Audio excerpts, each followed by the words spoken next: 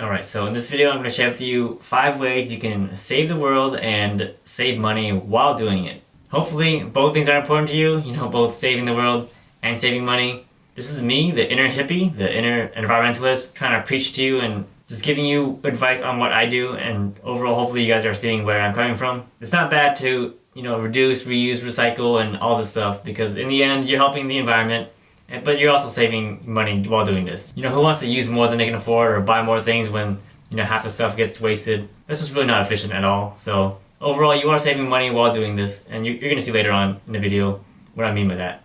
So hopefully none of you guys get offended out there. I'm not trying to be a tree hugger or anything, but I just want you to overall see the bigger picture in terms of what you can do to reduce your waste or reduce some things that are impacting the environment. So overall, it's a win-win situation for everyone out there. You're not gonna lose anything if you do this. But some things I present to you in this video might be pretty brand new to you guys, so it might be uncomfortable, and it's really just getting out of your comfort zone that will be a difficult task to overcome. So with that being said, let's jump right into the video.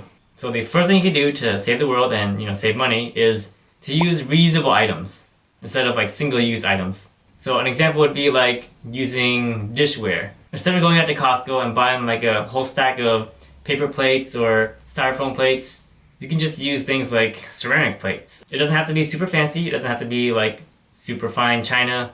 It could just be any plate that you could just wash at the end of the day. It could just be used infinitely, forever, for its lifetime. Another example of having a reusable item would be like using a cloth towel instead of a paper towel. So you're comparing a one-time purchase of a really good quality material versus a low quality material that you keep purchasing every single time, but maybe it's cheap here and there, but overall you're just continuously purchasing it throughout your entire lifetime, and then that will eventually add up. So in the end, you're generating a lot of trash. You realize though you're also paying for trash. You're paying for the waste management to dispose of your trash. You also have to go to the store, so you have to you spend your time. You have to drive to Costco.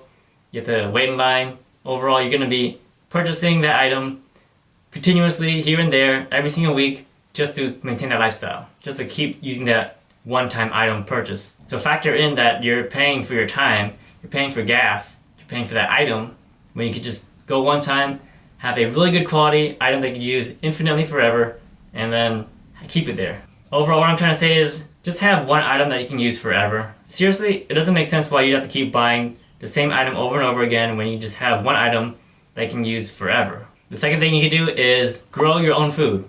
So I know this doesn't work for everyone because not everyone has like a big spacious backyard. They don't own like acres of land. They don't even have that much space in like an apartment, for example. But if you're able to, I highly suggest you grow your own fruits and veggies.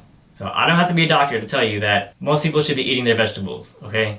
I'm not a doctor, but I know most doctors are gonna say you should be eating a lot of fiber, or you should be eating lots of fruits and veggies. Okay, I'm not trying to upset any meat eaters out there. I'm not trying to be pro-vegetarian or anything. I eat meat too, but I'm just saying, overall, it is a very well-known fact that people should be eating fruits and veggies more so than they should be eating like meat and other processed foods, right? And so if you're growing your own food, you're basically growing money at this point because you don't have to go to the store anymore. So let's say you go to the store and you buy $2 to maybe $5 worth of tomatoes every single week. Let's just say $5 of tomatoes every single week just to make math simpler. So that's $5 every single week times, say, 50 weeks. That's $250 every single year just for tomatoes. I'm really not so sure who would eat this much tomatoes, but overall, again, I'm just making this math up. So that's $250 every single year just for tomatoes. If you were to buy a tomato plant at, say, Home Depot, it costs maybe $3 to buy a small little plant in a pot already. All you have to do is water it here and there, and just make sure you water it, don't kill it. Make sure you're continually to keep that tomato alive so you can keep producing tomatoes. If you were to keep that tomato plant alive the whole year, then you'd be saving $250 every single year. So yeah, you spent $3 to buy that tomato plant. Yeah, you spent time to water it. Yes, you have to pay for the water. But overall, I'm very sure that amount will not equivalent to $250 wasted on not growing that tomato plant in the first place. So yes, it was an initial $3 investment plus some continual watering.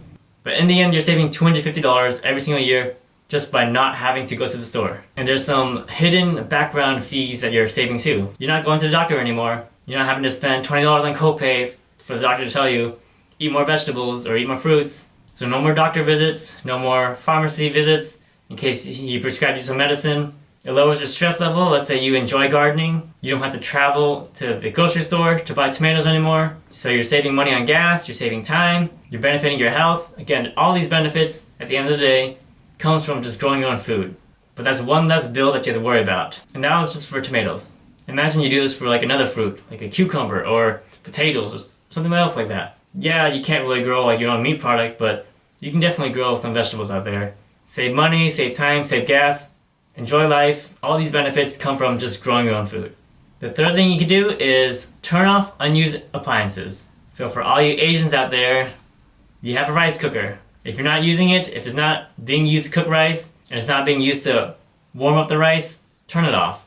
My parents would actually get mad at me if I left the rice cooker on and it was just sitting there warming up the rice for a long period of time. So for me and my household, they made me turn it off. So in the end, they saved money from having to not throw away the rice because it was too burnt, and they saved electricity. So turn off your rice cooker, turn off like your toaster oven if you're not using it, turn off your TV, turn off your air conditioner if you're not using it. And again, I know you're probably thinking I'm like a penny pincher on trying to save electricity, but overall these things do add up, and sometimes they're not even necessary. But that's just my perspective from an Asian household, so they made me turn off what I didn't use. You're not gonna leave your night light on, or else you're gonna get smacked because you're wasting electricity. It's morning, the sun's out there, you don't need your night light, you know? That was the reason for me and my parents. Now, the fourth thing you can do to save money and save the world is to look for alternatives. So in a way, this does go back a little bit to having to reuse some things, but another alternative could be like instead of using toilet paper, you can use what's called a bidet. So this is more popular in like the Asian cultures. Although I didn't grow up using this, I actually used toilet paper. All of a sudden I realized because of the whole pandemic and the lack of toilet paper, there is an alternative to this. So in Asian culture, they use what's called a bidet. A bidet is pretty much a glorified water gun for your butthole. I know you're probably thinking that just sounds weird, and just imagining that feels weird. I get what you're saying, okay? Don't worry about it. I understand. It's hard to get over this barrier for the first time too. Trust me, I've been there. Again, you don't have to do this. This is just one example of having an alternative usage. You don't have to follow that example per se, but just look for alternatives. And the fifth reason, the last reason, actually is one that upsets me the most. It's that you should be using a water filter, or just have a water filter instead of using single-use plastic water bottles. So this really, really upsets me when I see people every single week, they go to Costco and they buy like 5 packs of water bottles. To me, it just doesn't make sense at all why you would keep doing this every single year, or every single week, I mean, just to go to Costco and buy your water that you consume on a daily basis. So first off, let me point out that I'm not against drinking water. You should be drinking water. You should be drinking water instead of soda or all the other bad soft drinks. But you should be drinking filtered water coming from the tap. You don't have to buy water bottles.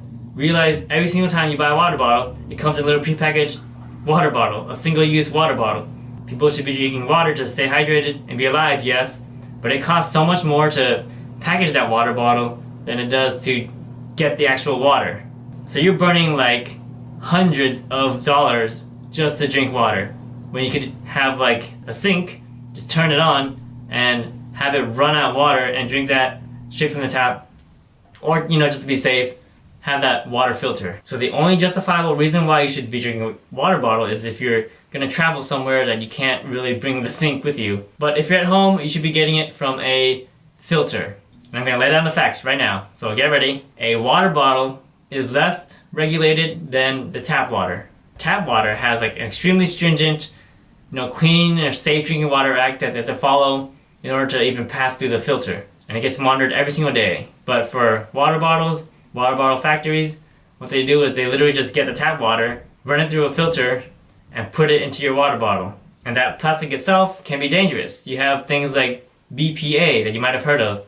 These are like dangerous chemicals that disrupt hormones. So it's more dangerous because of that plastic. The whole point is that that plastic that you're holding it in, that's the dangerous part. So if you're doing this Brita filter method, you're saving money, your health, the environment, overall all these things.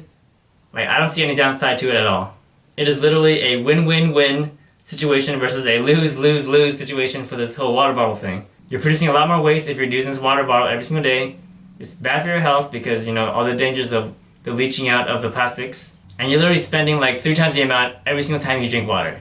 you should not be doing that because, again, it doesn't make sense why you'd be spending so much money for things that are bad for you. So all of this came from me, my perspective. I'm an Asian environmentalist right here, pretty much. I learned from my parents just to try to not spend more than I should. At the end of the day, we have a finite amount of resources, so we have to be sure to use that wisely, use that efficiently, or else I get smacked if I didn't. So they taught me well, and I just want to point it out to you guys that you should be doing this too. So you're saving your health, you're saving the environment, you're saving money. It doesn't make sense why you wouldn't be doing this. So see where I'm coming from and see if you can implement some of these changes into your life because, again, at the end of the day, everyone's winning if you're going to do this. And it's not limited to just being like an environmentalist. It's not limited to being just Asian or anything like that. There are other methods that you can do. There's always different ways on how you can be efficient and improve your financial status, to improve the world. It just takes a little bit of time and a change in perspective. So hopefully this opened your eyes to some things. So long as you have that knowledge and you have that as part of your your arsenal of things that you could do to change things, that's all that matters. So with that being said, I hope you guys enjoyed the video. I hope you guys learned something new, and I hope you guys had a new perspective from different cultures, different alternatives, and different pathways that you could choose to reduce your carbon footprint, to help save the world, and also to save some money. Because at the end of the day, no matter what part of the country you're in, or no matter where you are in the world, money pretty much speaks the same language. So long as you can save money, everyone's happy. So save money by doing this, and you're also going to be saving the world just by doing your part. So again, I hope you enjoyed the video, and I'll see you in the next one.